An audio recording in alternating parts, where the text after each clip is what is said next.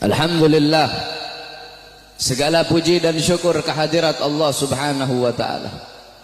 Karena Allah subhanahu wa ta'ala telah memberikan kepada kita nikmat yang sangat besar. Allah telah memberikan kepada kita keagungan yang sangat besar. Allah telah memberikan kepada kita rahmat yang sangat besar. Apa nikmat Allah yang sangat besar? Apa karunia Allah yang sangat besar? Apa rahmat Allah yang sangat besar? Nikmat, karunia, rahmat, anugerah Allah yang sangat besar bukan iman, bukan Islam, bukan takwa, tetapi baginda Nabi besar Muhammad. Karena berkat Nabi Muhammad, saya dan kalian mengenal iman, mengenal Islam, mengenal takwa, mengenal salat, mengenal syariat. Sebagaimana yang Allah katakan dalam Al-Quran, Qul bifadlillah wa birahmati fabidzalika falyafrahu. Katakanlah, dengan karunia Allah dan dengan rahmat Allah, maka dengan karunia dan rahmat tersebut falyafrahu, bergembiralah kalian. Dalam kitab tafsir Ma'alimut Tanzil Al-Imam Baghawi, dan dalam kitab tafsir Jami'ul Bayan Al-Imam Ibnu Jarir At-Tabari, begitu juga dalam kitab tafsir Al-Imam Ibnu Katsir, dijelaskan bahwasanya fadlullah dalam ayat tersebut adalah Al-Quran.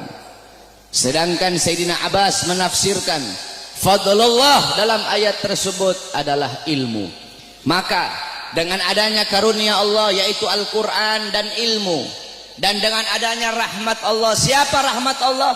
Baginda Nabi besar Muhammad.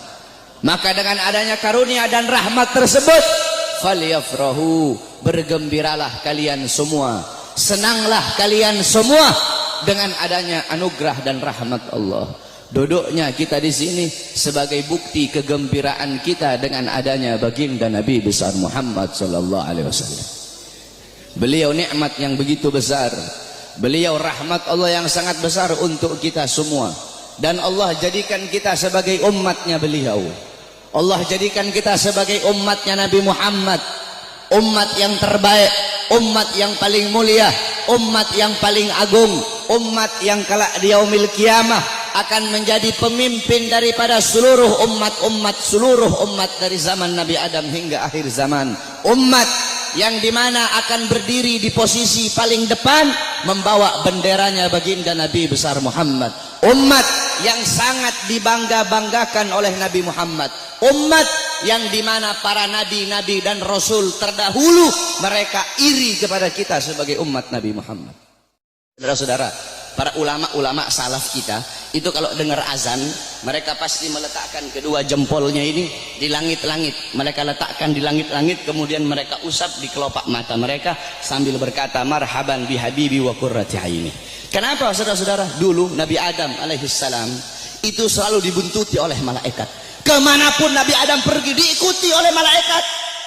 Nabi Adam bertanya, ya Allah, kenapa setiap aku pergi kok di belakangku selalu ada malaikat? Apa kata Allah? Karena mereka tertarik dengan nur yang ada dalam tulang sulbimu. Apa nur yang ada dalam tulang sulbimu? Nur itu adalah nur daripada nanti salah satu cucumu. Kemudian apa kata Nabi Adam? Ya Allah, kalau begitu tolong pindahkan nur ini ke hadapanku ya Allah. Dipindahkan nur Nabi Muhammad di hadapan Nabi Allah Adam alaihissalam. Ketika dihadapkan di hadapan Nabi Allah Adam, malaikat yang di belakang semua berdiri di depan Nabi Allah Adam alaihissalam. Nabi Adam ini penasaran seperti apa bentuknya ini nur sampai malaikat begitu tertarik. Apa kata Nabi Allah Adam? Ya Allah, kalau begitu tolong pindahkan nur ini di kedua kukuku agar aku bisa melihat seperti apa nur itu. Ditaruh nur Nabi Muhammad di kukunya Nabi Allah Adam. Ketika Nabi Allah Adam melihat keindahan nurnya Nabi Muhammad, Nabi Allah Adam berkata marhaban bihabibi wa qurrati aini. Baru beliau usapkan. Lihat bagaimana Allah Subhanahu wa taala memuliakan Nabi Allah Adam karena dalam tulang sulbinya terdapat nur baginda Nabi besar Muhammad sallallahu alaihi wasallam. Allah menyelamatkan Nabi Allah Nuh. Allah selamatkan Nabi Allah Nuh dari banjir yang besar, dari musibah yang besar. Kenapa? Karena dalam tulang sulbi Nabi Allah Nuh terdapat nur baginda Nabi besar Muhammad. Allah selamatkan Nabi Allah Ibrahim alaihissalam dari api Namrud. Kenapa? Karena dalam tulang sulbi Nabi Allah Ibrahim terdapat nur baginda Nabi besar Muhammad. Allah menyelamatkan Nabi Allah Ismail ketika akan disembelih, Allah rubah menjadi seekor domba. Allah selamatkan Nabi Allah Ismail. Kenapa? Karena dalam tulang sulbi Nabi Allah Ismail terdapat nur baginda Nabi besar Muhammad. Dan saya dan kalian nanti di akhirat akan diselamatkan. Kenapa? Karena saya dan kalian umat Nabi Muhammad sallallahu alaihi wasallam. Oleh karena itu saudara-saudara, bagi kami para habaib, maulid bukan hari raya, tapi bagi kami maulid lebih mulia dan lebih agung daripada hari raya. Di tempat saya bapak-bapak di Sulawesi itu kami santri-santrinya guru tua. Guru tua itu Al-Imam Al-Habib Idrus bin Salim Al-Jufri. Kami itu ketika datang bulan maulid, semua rumah kami cat baru. Datang bulan maulid, semua rumah kami cat baru, kampung kami hias, jalan kami baguskan. Hanya di bulan maulid, tidak di bulan yang lain. Hari raya, rumah kami tidak kami cat baru.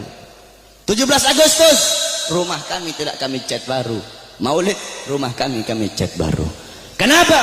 Karena bagi kami maulid adalah hari yang paling mulia di muka buminya Allah Subhanahu wa taala. Kenapa bisa seperti itu? Dalam kitab Tuhfa, dalam kitab Hawashi Syarwani ala Tuhfal Muhtaj. Hawashi Syarwani itu kitabnya Al-Imam Syarwani. Tuhfal Muhtaj itu kitabnya Al-Imam Ibnu Hajar Al-Haytami. Yang dimana Tuhfal Muhtaj adalah syarah daripada kitab Minhajut Talibin Al-Imam Nawawi. Jadi kalau ente orang belajar fikih, ada namanya matan, ada namanya syarah, ada namanya hawashi.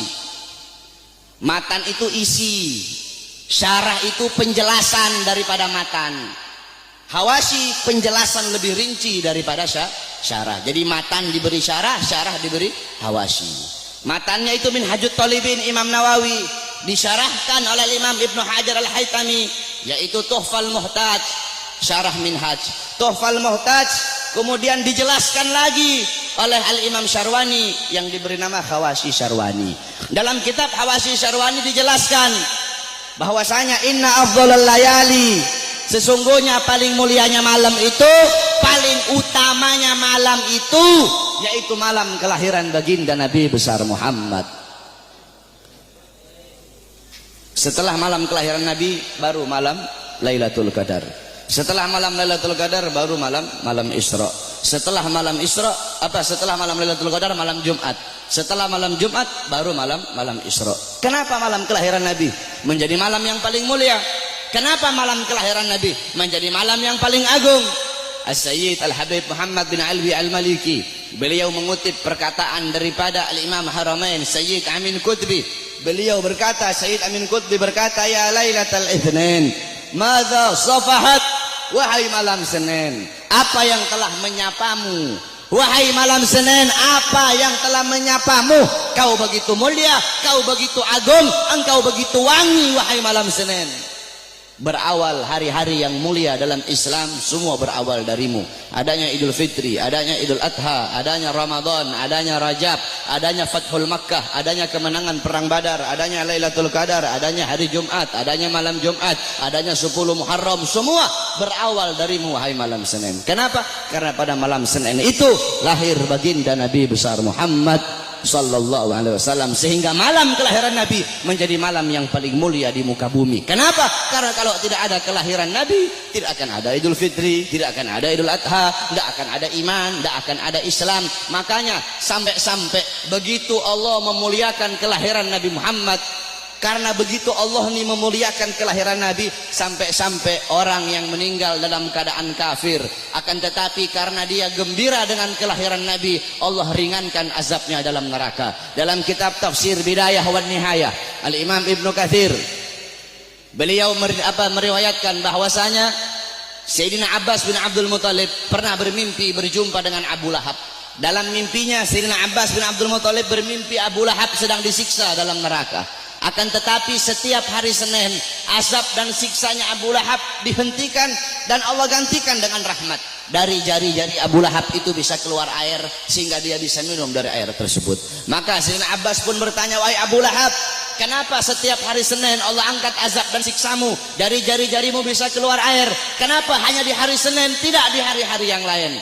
Apa kata Abu Lahab? Iya, karena dulu ketika Muhammad lahir, aku bergembira dengan lahirnya Muhammad. Aku memiliki budak yang bernama